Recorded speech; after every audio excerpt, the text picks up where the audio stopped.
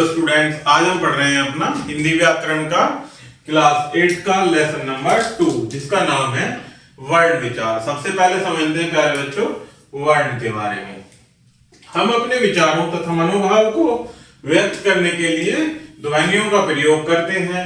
इन उच्चारित ध्वनि संकेतों को जब लिपिबद्ध किया जाता है तो वे वर्ण का रूप धारण कर लेते हैं। वर्ण भाषा की सबसे छोटी इकाई है जिसके टुकड़े नहीं किए जा सकते। निम्नलिखित ध्वनियों को ध्यानपूर्वक पढ़ें। जैसे हमें लिखना है भारतीय, तो भारतीय कैसे लिखा जाएगा प्यारे बच्चों? भ, अ, र, ए, त, ई, य। इन सभी वर्णों से मिलकर क्या बनता है? भारतीय। जैसे अब हमें लिखना है महान, अह, आ, न, महान, महान। गिलास, ग, ई, ल, आ, स, ए, गिलास। ये सभी वर्ण क्या हैं? ये सभी जो हैं ये ऐसे वर्ण है प्यारे बच्चों जिनके इससे और अधिक टुकड़े नहीं किए जा सकते। तो यही क्या कहलाते हैं? वर्ण, जो कि भाषा की सबसे छोटी इकाई है। आगे बढ़ते हैं वर्णमाला। वर्णमाला किसे कहते हैं? वर्णों के व्यवस्थित एवं क्रमबद्ध समूह को ही वर्णमाला कहते हैं। इसमें सबसे पहले होते हैं स्वर, जो कि कितने होते हैं? 11। स्पर्श व्यंजन क वर्ग में क, ख, ग, घ, ड। च वर्ग में च, छ, ज, झ, ञ। ट वर्ग में ट, ठ, ड, ढ, अण। त वर्ग में त, थ, द, ध, न। प वर्ग में प, फ, भ, भ, म। इसके बाद होते हैं प्यारे बच्चों कुछ हमारे 4 होते हैं अंतस्थ व्यंजन। कितने होते हैं? 4। य, र, ल, व। इसी प्रकार से 4 ही होते हैं हमारे ऊष्म व्यंजन श, श, स, है। इसी प्रकार से संयुक्त व्यंजन जो कि 2 वर्णों से मिलकर बनते हैं श, त्र, ज्ञ और श। इसी प्रकार से 2 होते हैं अयोगवाह, अंग, अह। अन्य होते हैं 2 ड और ढ। आगे देखते हैं वर्णों के 2 भेद। कौन कौन से होते हैं? स्वर और व्यंजन। स्वर स्वतंत्र रूप से उच्चारित होने वाली वे ध्वनियां हैं जिनके उच्चारण में श्वास वायु बिना किसी रुकावट के सीधी बाहर निकलती है। हिंदी भाषा में 11 स्वर होते हैं जिन्हें स्वर माला भी कहा जाता है। ये कौन कौन से होते हैं? ए, आ, ई, उ, री, ए, ऐ, ओ, औ। स्वरों के भी 3 भेद होते हैं प्यारे बच्चों, ह्रस्व स्वर, दीर्घ स्वर और प्लुत स्वर। आगे देखते हैं इनको 1 by 1। सबसे पहले पढ़ते हैं हर्ष स्वर के बारे में। जिन स्वरों के उच्चारण में कम से कम समय लगता है उन्हें हर्ष स्वर कहते हैं। इनकी संख्या 4 होती है, ए, ई, उ, री। इन स्वरों को मूल स्वर भी कहते हैं। क्या कहते हैं इन्हें? मूल स्वर। नेक्स्ट होते हैं दीर्घ स्वर। जिन स्वरों के उच्चारण में हर्ष स्वर से 2 गुना समय लगता है उन्हें दीर्घ स्वर कहते हैं। इनकी संख्या 7 होती है, आ, ई, उ, ए, ऐ, ओ, औ। इन्हें गुरु स्वर भी कहा जाता है। हर्ष स्वर को मूल स्वर और दीर्घ स्वर को गुरु स्वर कहा जाता है। इसी प्रकार से नेक्स्ट होते हैं प्लुत स्वर। जिन स्वरों के उच्चारण में दीर्घ स्वरों से भी ज्यादा समय अर्थात हर्ष स्वर से 3 गुना समय लगता है उन्हें प्लुत स्वर कहते हैं, जैसे ओम। परंतु हिंदी में इसका आजकल प्रचलन समाप्त हो गया है। आगे बढ़ते हैं स्वरों की मात्राएं। स्वरों की निम्नलिखित मात्राएं होती हैं प्यारे बच्चों। ये स्वर मात्रा चिन्ह, जैसे ए की प्यारे बच्चों सभी स्वरों में कोई मात्रा नहीं होती है। आ की मात्रा इस प्रकार से, ई की छोटी ई इसको सामान्य रूप में हम बोलते हैं, तो इसकी मात्रा किसी भी वर्ण के प्रारंभ में स्टार्ट होती है। बड़ी ई की मात्रा ये किसी भी वर्ण के बाद में लगाई जाती है, इस प्रकार से। इसी प्रकार से ऊ की मात्रा हमारे लेफ्ट हैंड की तरफ को लगाई जाती है, बड़े ऊ की हमारे राइट हैंड की तरफ को, और री की नीचे की तरफ वर्ण के। ए की मात्रा एक मात्रा होती है सिरोरेखा पर, ऐ की मात्रा शिरोरेखा पर दो मात्रा के रूप में, ओ किसी भी वर्ण के बाद में लगाई जाती है। इसी प्रकार से औ ये किसी भी वर्ण के ऊपर बाद में दो मात्राओं के रूप में लगती है। अंग जो कि शिरोरेखा के ऊपर बिंदु के रूप में आता है, और अंग ये विसर्ग के रूप में बाद में, और ओ ये इस प्रकार से आधे चंद्र बिंदु के रूप में आता है। आगे बढ़ते हैं प्यारे बच्चों, अयोगवाह अनुस्वार जिसका ये प्रतीक होता है, अनुनासिक ये चंद्र बिंदु के रूप में, तथा विसर्ग बाद में आने वाली दो बिंदुओं के रूप में को अयोगवाह कहते हैं। इन दोनों तीनों ध्वनियों को तो स्वर कहा जाता है और न ही व्यंजन कहा जाता, क्योंकि इनके उच्चारण में स्वरों की सहायता आवश्यक है और व्यंजनों की तरह इनके अंत में स्वर नहीं जुड़ते, बल्कि प्रारंभ में आते हैं। अतः ये व्यंजन नहीं है, इसलिए इन्हें अयोगवाह कहते हैं, क्योंकि ये योग रहित होने पर भी इनका अर्थ का वहन करते हैं।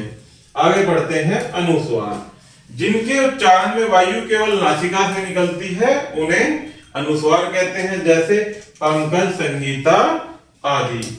नेक्स्ट है प्यारे बच्चों, अनुनासिक जो कि चंद्र बिंदु के रूप में होता है, जिसके उच्चारण में वायु नासिका तथा मुख दोनों से निकलती है उन्हें अनुनासिक कहते हैं, जैसे सांस, खांसी और सांवला। नेक्स्ट है विसर्ग। विसर्ग का उच्चारण हल्के रूप में है ध्वनि के समान होता है।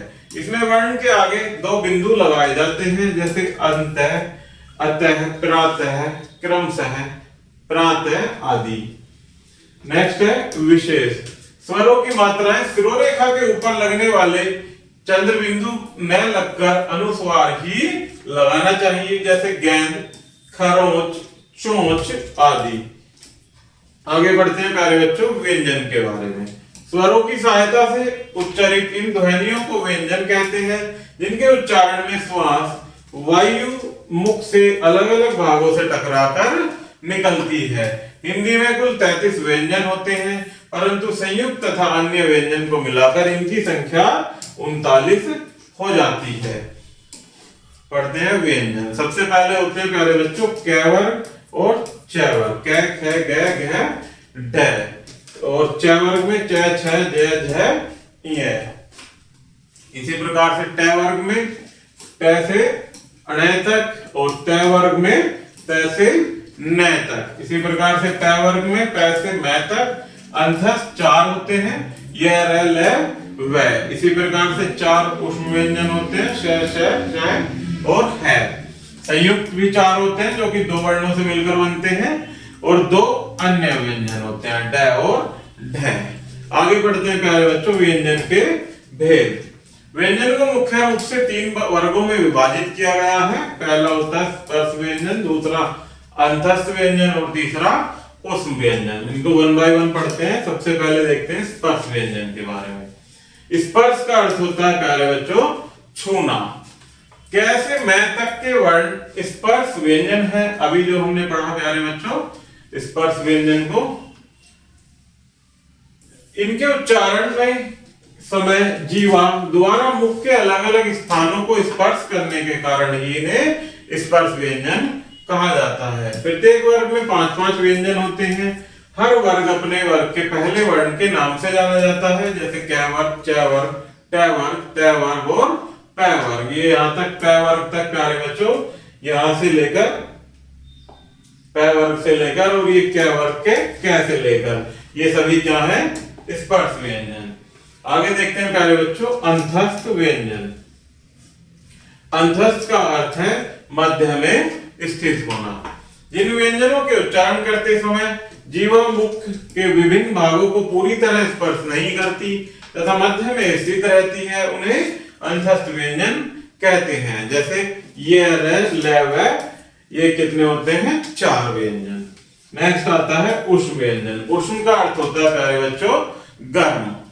जिन व्यंजनों के उच्चारण के समय वायु रगड़कर बाहर निकलती है उन्हें ऊष्म व्यंजन कहते हैं। ये भी 4 होते हैं, श, श, श और है। इनका उच्चारण करते समय मुख में ऊष्मा अर्थात गर्मी उत्पन्न होती है तथा श्वास में तेजी आती है। नेक्स्ट होते हैं प्यारे बच्चों हमारे संयुक्त व्यंजन, जो कि दो या दो से अधिक वर्णों के संयोग से बनने वाले व्यंजन होते हैं, इन्हें क्या कहते हैं? संयुक्त व्यंजन। कौन कौन से? छ, त्र, श और ज्ञ। आगे देखते हैं द्वित्व व्यंजन।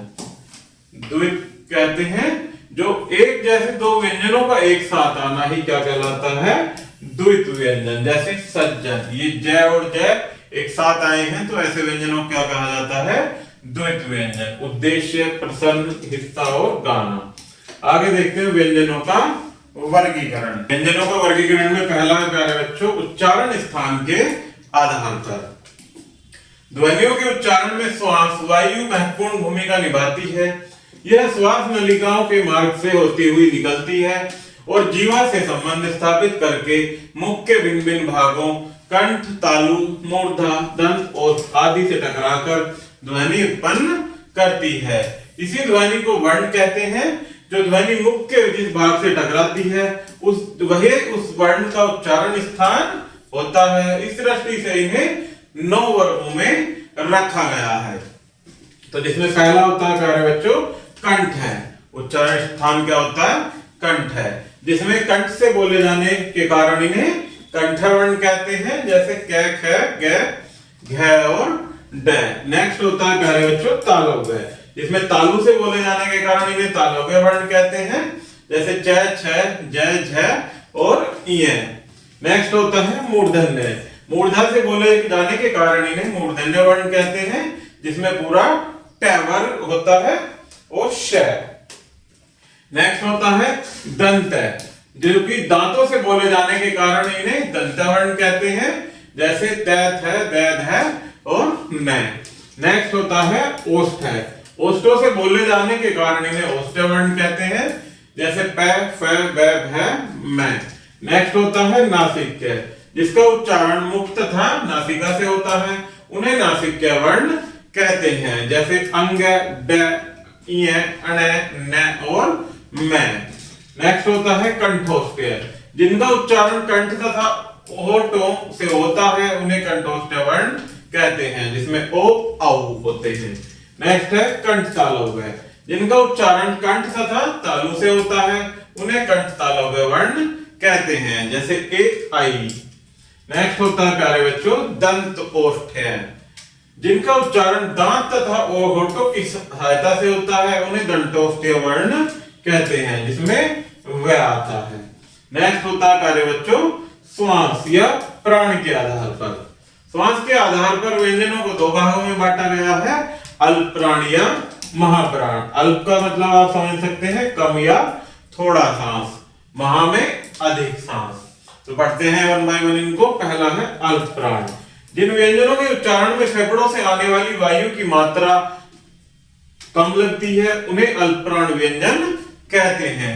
इसमें प्रत्येक वर्ग का पहला, तीसरा व पांचवा व्यंजन ड, य, र, ल, व आते हैं। नेक्स्ट है प्यारे बच्चों महाप्राण, जिन व्यंजनों के उच्चारण में फेफड़ों से निकलने वाली श्वास वायु की मात्रा अधिक होती है, उन्हें महाप्राण व्यंजन कहते हैं। इसमें प्रत्येक वर्ग का दूसरा व चौथा व्यंजन तथा श, है आते हैं। नेक्स्ट है स्वर तंत्रियों में कंपन के आधार पर। स्वर तंत्रियों में कंपन के आधार पर व्यंजनों को 2 भागों में बांटा गया है, अघोष और सघोष। पहला है अघोष, जिन ध्वनियों के उच्चारण में स्वर तंत्रियों में कंपन नहीं होता, उन्हें अघोष कहते हैं। जैसे क, ख, ग, च, छ, ट। नेक्स्ट है सघोष, जिन ध्वनियों के उच्चारण में स्वर तंत्रियों में कंपन होता है, उन्हें सघोष कहते हैं। जैसे ग, घ, ड, ज, झ, य और ड आदि। आगे बढ़ते हैं प्यारे बच्चों वर्ण विच्छेद के बारे में। किसी भी शब्द को वर्तनी के सभी वर्णों के क्रम में अलग अलग दिखाना वर्ण विच्छेद कहलाता है। इससे शब्दों के सही उच्चारण करने में सुविधा होती है।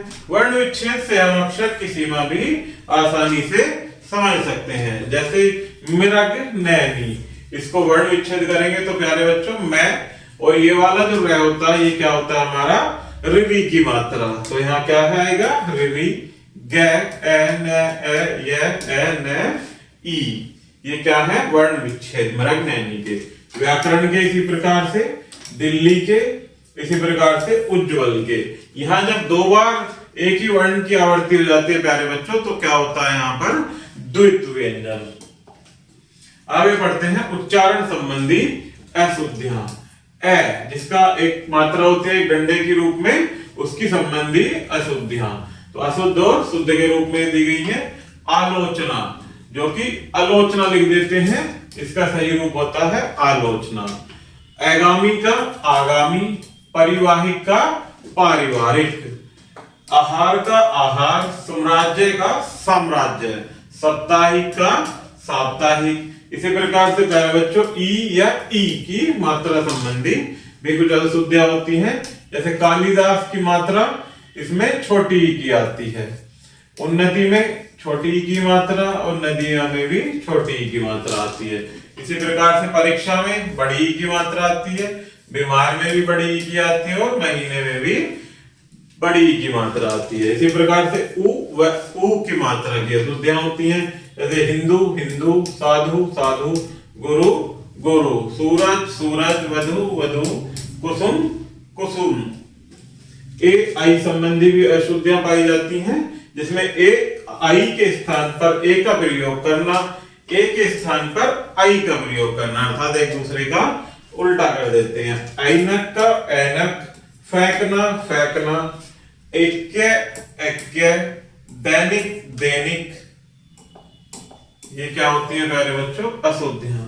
इसी प्रकार से होती है न और अणय संबंधी अशुद्धियां। न के स्थान पर अणय का प्रयोग और अणय के स्थान पर न का प्रयोग। अशुद्ध रूप दानी, दानी ना होकर दानी होता है, पानी ना होकर पानी, सावण ना होकर सावन होता है। इसी प्रकार से आचरण आचरण, प्रमाण नहीं होता प्रमाण होता है, किरण का किरण होता है।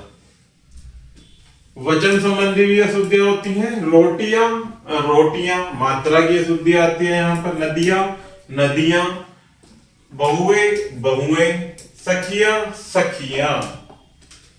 छह और छह संबंधी अशुद्धियां। क्षितिज, छह और छह का अलग होता है प्यारे बच्चों। लक्ष्मण नहीं होता लक्ष्मण होता है। क्षीर ना होकर शीर, क्षत्रिय क्षत्रिय। रेफ जो कि एक रे की मात्रा होती है ऊपर, जो कि शिरोरेखा के ऊपर आती है, उसमें भी अशुद्धियां होती हैं। मर्यादा धर्म, अर्थ नहीं होकर अर्थ होता है। आशीर्वाद, स्वर्ग, कार्य कर्म नहीं होकर कार्य क्रम होता है। इसी प्रकार सह संबंधी अशुद्धियां होती हैं। कष्ट, कसट नहीं कष्ट, निष्ठुर नहीं निष्ठुर, निष्फल, हर्ष, स्थान स्थान, निर्दोष निर्दोष। चंद्र बिंदु और अनुस्वार संबंधी भी अशुद्धियां होती हैं। मुंह लिखते हुए मुंह आता है चंद्र बिंदु के साथ। इसी प्रकार से आंख चंद्र बिंदु के साथ लिखा जाता है। पांचवा बांसुरी, दांत दांत और चांद और चांद। आगे देखते हैं प्यारे बच्चों अध्याय संक्षेप। वर्ण के और खंड नहीं किए जा सकते। स्वर के तीन भेद होते हैं, हर्ष स्वर, दीर्घ स्वर और प्लुत स्वर। स्वरों की सहायता से उच्चारित उन ध्वनियों को व्यंजन कहते हैं जिनके उच्चारण में श्वास वायु मुख के अलग अलग भागों से टकराकर निकलती है। व्यंजनों का वर्गीकरण तीन प्रकार से होता है। उच्चारण के स्थान पर, श्वास के आधार पर और स्वर तंत्रियों में कंपन के आधार पर। तो प्यारे बच्चों इस प्रकार से हमारा ये लेसन यही समाप्त होता है। आशा करता हूं कि आपको यह वीडियो जरूर पसंद आई होगी। धन्यवाद।